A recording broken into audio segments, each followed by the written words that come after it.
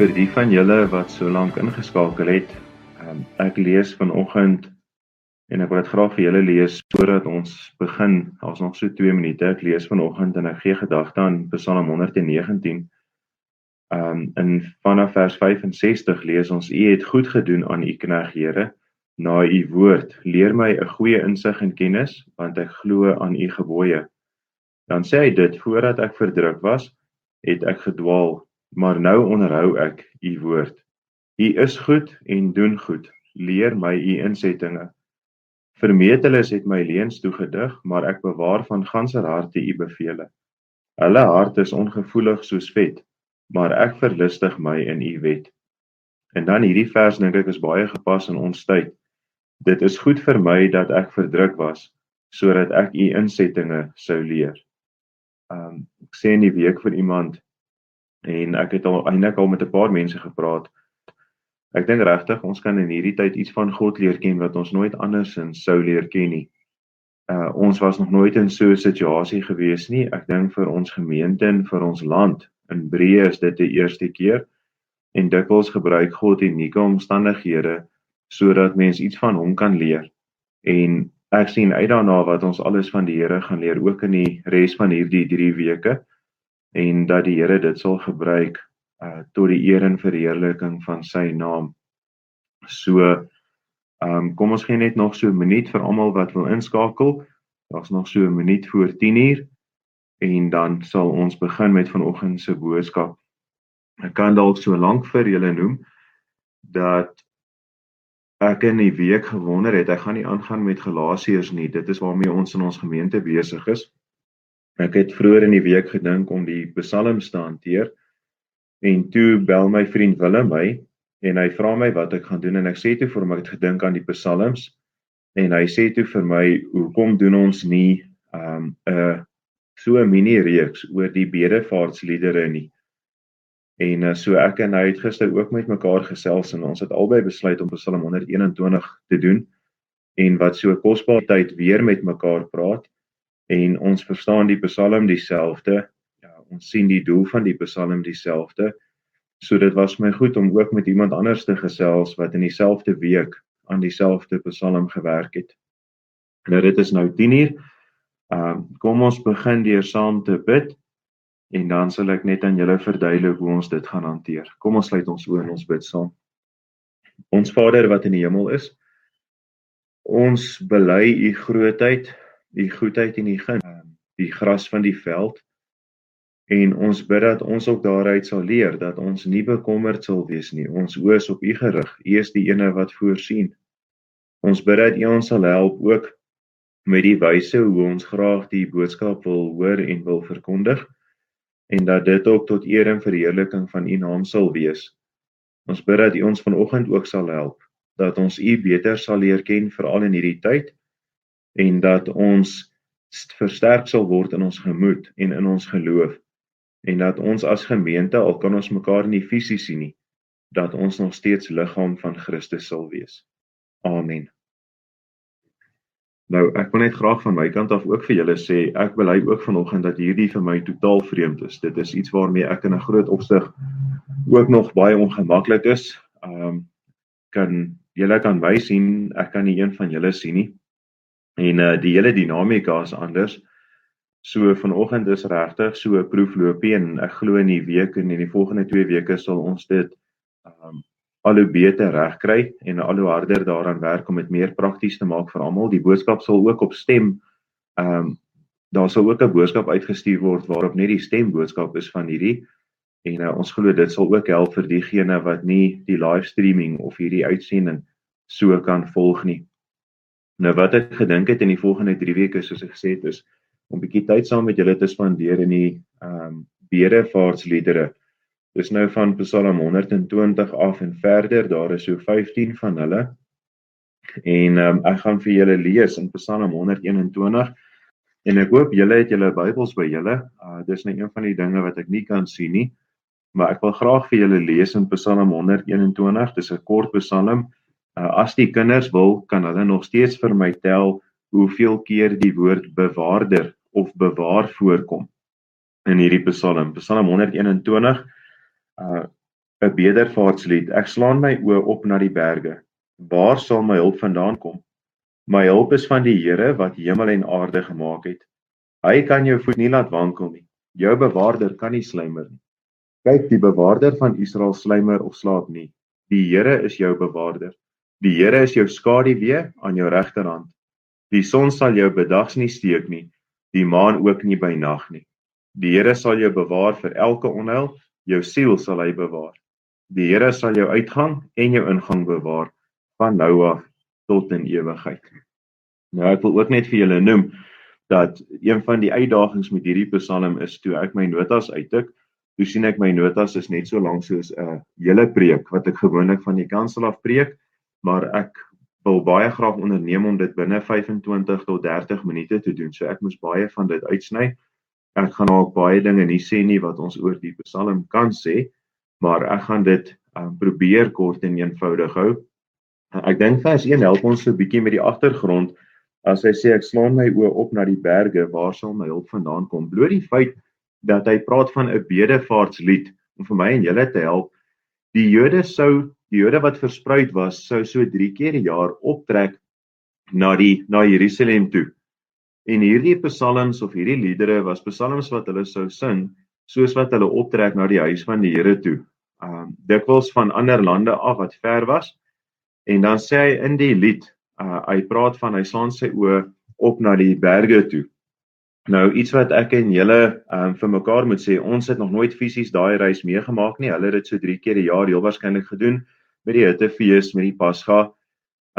So, wat dit vir my en julle sal help, is om net daaraan gedagte te gee, ek en julle is ook pelgrims op reis na die nuwe Jerusalem toe. So julle gaan dit sien veral in vers 7 en vers 8, dat ek en julle hierdie psalm ook in terme van die ewigheid moet interpreteer. Dit gaan nie net vir nou nie, en dit is baie belangrik om hierdie psalm reg te verstaan ook. As hy in die psalm sê, net vir die agtergrond, ek slaan my oë op na die berge, ek is nie van mening soos baie dat hy opkyk na die Here toe, van waar sy hulp is nie. Ek kom daarby, ek sal nou dit verduidelik, hoekom sy hulp van die Here af is. Ek dink ons moet net bietjie meer in prentjies begin dink, en onsself in daai mense se skoene indink. So 'n hele paar jaar terug, toe ons as 'n gesin die Rigtersveld gaan toer het ons eendag iets van dit beleef, toe ons in 'n droë rivierloop gaan oorbly het, en weerskante was hierdie hoë kraanse opgewees, en jy kyk op na dit, en jy wonder nogal wat alles in daai kraanse wegskuil. As jy nou al in julle lewe 'n cowboy fliek gekyk het, cowboy film gekyk het, dan is daar altyd 'n toneel, daar's gewoonlik 'n toneel waar iemand alleen deur so 'n kloof ry met kraanse weerskante op, en in daardie kraanse het jy gewoonlik gewonder, gaan daar indiane wees, ja, is daar 'n bergleeu wat die ou gaan aanval, en die rede in die Bybelse tyd was, hoekom hy opgekyk het na die berge toe, is hy is ernstig oor die gevare wat om hom is. Hy is realisties, dis nie iets wat onrealisties is nie. Dit was bekend in daardie tyd dat op daardie pad was.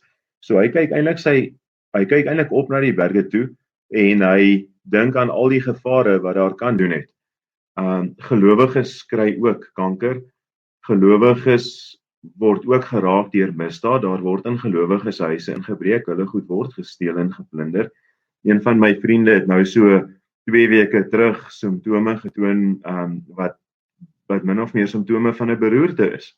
En hy het nogal vir 'n oomblik was hy benoud oor dit, maar gelowiges kry beroertes.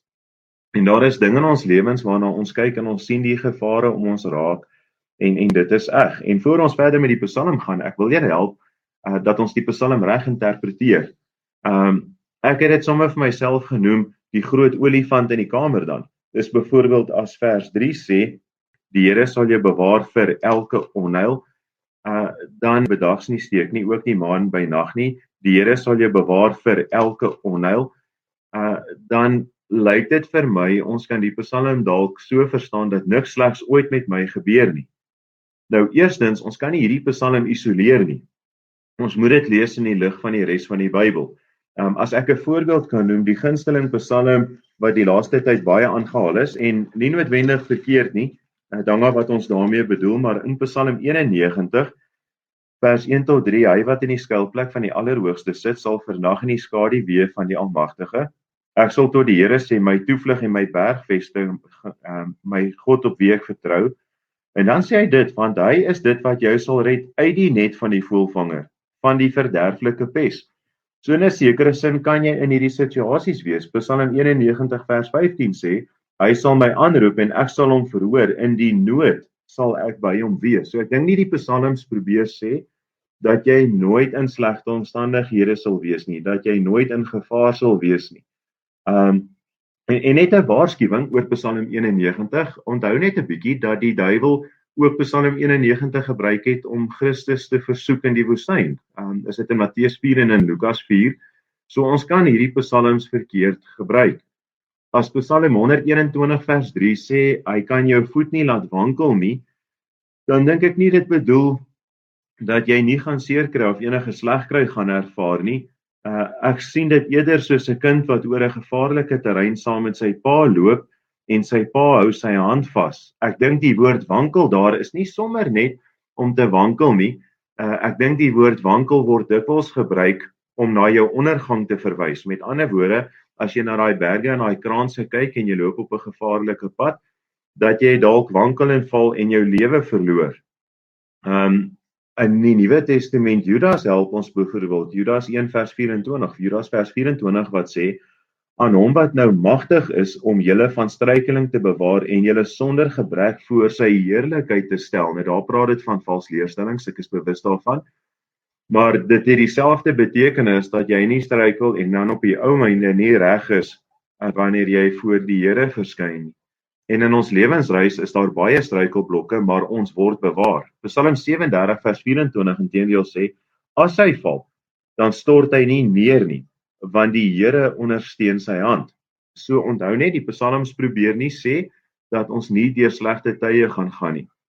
Ek dink die woord verwys daarna dat dit nie 'n ondergang sal wees nie. Byvoorbeeld die negatief daarvan in Deuteronomium 32 vers 35 sê die Here, my kom die wraak toe en die vergelding op die tyd as ek hulle voet sal wankel, want die dag van hulle ondergang is naby en wat oor hulle beskik is, kom gou.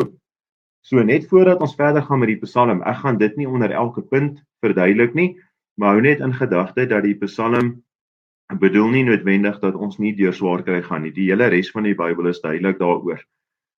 Spurgeon het geskryf, you may expect that between here and heaven, if you have not met with it yet, you will have enough trouble to destroy you unless the Lord is yours. Omdat ons nie Jode is nie en nie met die Hebreëse Bybel voor ons sit nie, met ons. Ons kan as te ware sê dat God sê, Job, ek onderhou hierdie skepping, ek doen al hierdie dinge, jy kan my vertrou met jou lewe. So die vraag wat ek vir julle wil vra is, verstaan jy regtig wie hy is? Hy wat almagtig is, alwetend is, alomteenwoordig is. Die Bybel vra partykeer die vraag, sal enige iets vir die Here te moeilik wees? En wat is daar in jou lewe wat jy dink 'n probleem vir God sal wees? Wat dink jy is daar in jou lewe wat hy nie kan oplos of sal kan beheer nie? En as jy in enige so iets kan dink wat jy dink vir God het 'n groot probleem is. En as jy in enige so iets kan dink wat jy dink vir God het 'n groot probleem is, dan weet ek en jy nog nie wie hy is nie. Psalm 100 uit hierdie psalm uit. Die eerste ene, die Here is my hulp deur altyd bewus te wees van alles. Kyk saam met my na vers 3 en vers 4. Hy kan jou voet nie laat wankel nie, jou bewaarder kan nie sluimer nie. Kyk, die bewaarder van Israel sluimer of slaap nie. Nou, ek wonder of julle opgelet het hoeveel keer kom die woord bewaarder voor in hierdie psalm. Op 'n ligter noot, ek ken een van my vriende het een stadium van die Kaap af teruggery. Ek was besig om te bestuur en op 'n stadium sien ek 'n bergreeks, die mooiste bergreeks en ek vertel nogal vir hom die bergreeks lyk soos 'n hond wat so lê met ore wat so afhang, die klippe en alles. En terwyl ek dit so vir hom vertel, skrik ek wakker van 'n bus wat van voor af verby die bakkie kom. En ek besef dat ek het aan die slaap geraak.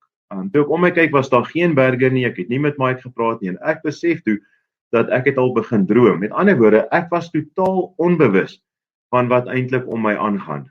Ek het heeltemal voeling met realiteit verloor.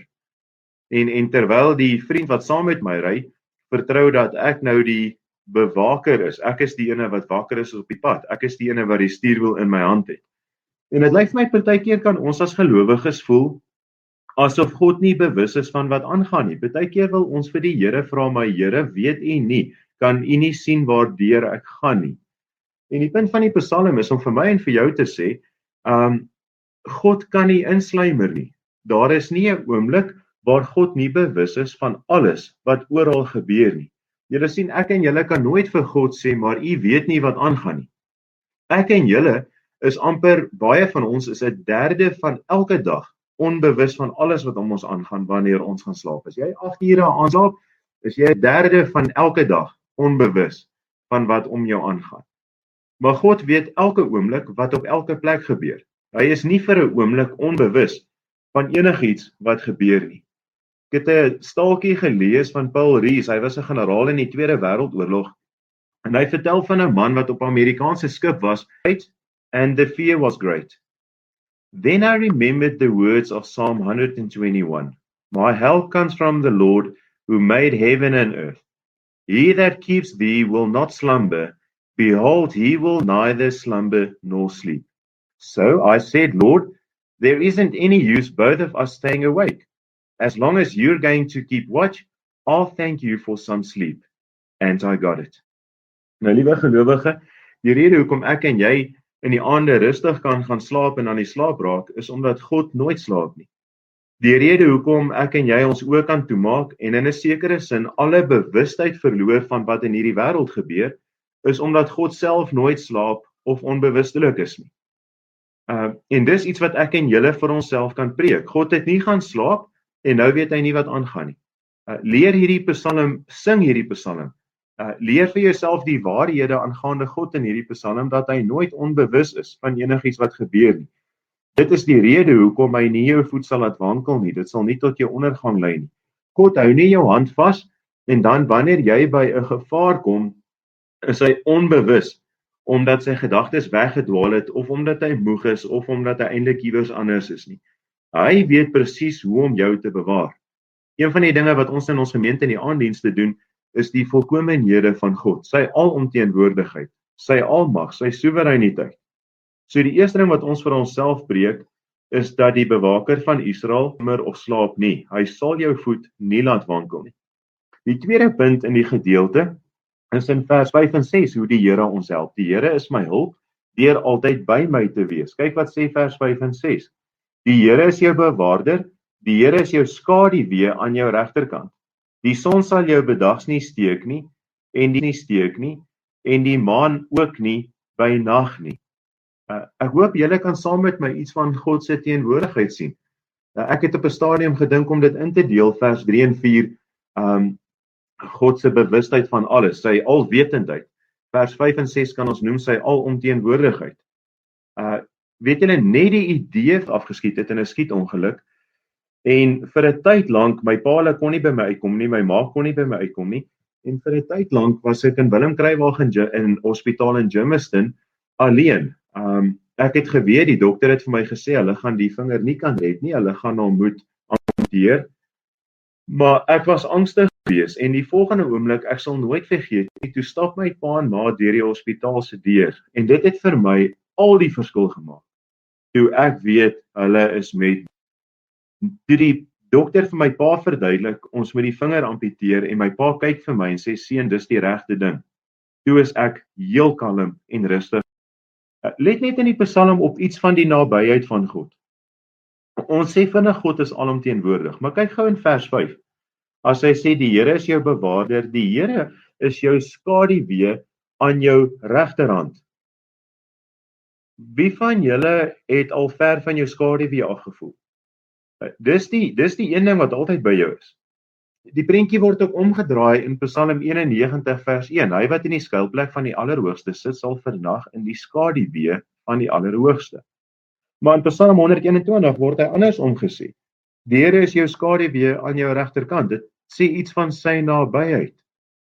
As hy in vers 6 praat van die son, ek en julle in Suid-Afrika kan iets daarvan verstaan. Hier is plekke in ons land wat bitter droog en bitter warm is.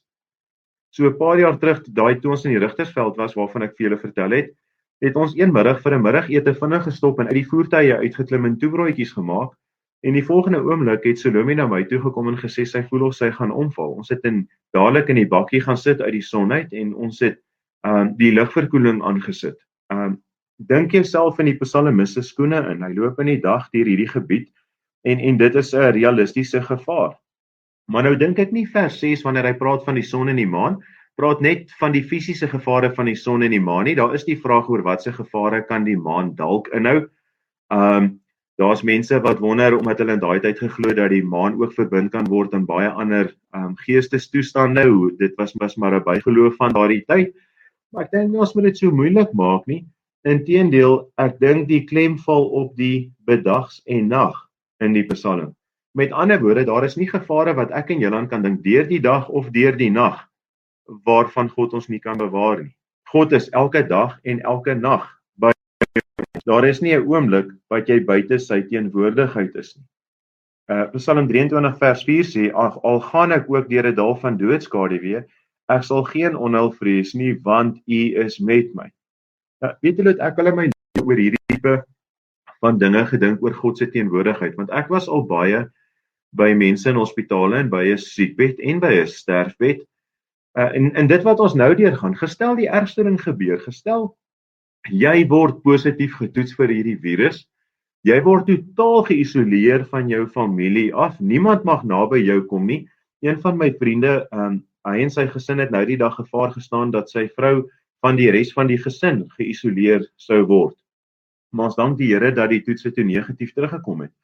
Maar selfs al sou dit wees, selfs al sou jy in isolasie lê waar niemand by jou mag kom nie en die diagnose is sleg, is die beste gedagte ooit dat die Here aan jou regterhand is. Het jy al daaraan gedink dat God hom nie in kwarantyne steur nie, dat hy nog steeds alomteenwoordig is? Hy het nie nou onttrek tot dit verby is nie. Hy sê in hierdie tyd dat God aan jou regterkant is. Hy sal jou skaduwee aan jou regterhand wees. So tweedens, preek vir jouself dat God alomteenwoordig is. Selfs al sou hierdie omstandighede jou vang en waar ook al jy jouself mag bevind, God is alomteenwoordig en so naby aan onsself as my eie skaduwee. Die derde ene dan, hoe die Here ons help. Die Here is my hulp deur my in totaliteit te bewaar. Ek dink dis die doel van vers 7 en vers 8. Die Here sal jou bewaar vir elke onheil, jou siel sal hy bewaar. Die Here sal jou uitgang en jou ingang bewaar van nou af tot in ewigheid. Nou as ek en julle dit mis, dan mis ons alles in hierdie Psalm. Dit gee perspektief aan hierdie hele Psalm. Hierdie verse help ons om hierdie Psalm te sien vir wat dit regtig is. Soos wat dit in daardie tyd 'n Psalm was vir die reisiger op pad na Jerusalem toe, na die tempel toe, so is dit 'n Psalm wat ek en jy kan sing op pad na die nuwe Jerusalem toe. Luister gou mooi, soos wat hulle kon glo dat hulle veilig in Jerusalem kon kom, so kan ek en jy soveel meer glo dat ons veilig in die nuwe Jerusalem sal kom. Weet julle wat is dit? Kom ons noem dit wat dit is. Dit is 'n lewenslange waarborg wat God ons gee. Deur jou hele pelgrimsreis op aarde kom God en hy sit dit swart op wit. Hy sit dit in sy woord. Dit is 'n lewenslange waarborg waarop jy kan reken. In Hebreërs 6 kom die Here en hy sê, ek het 'n eed by myself geneem sodat die erfgename van die belofte kan weet.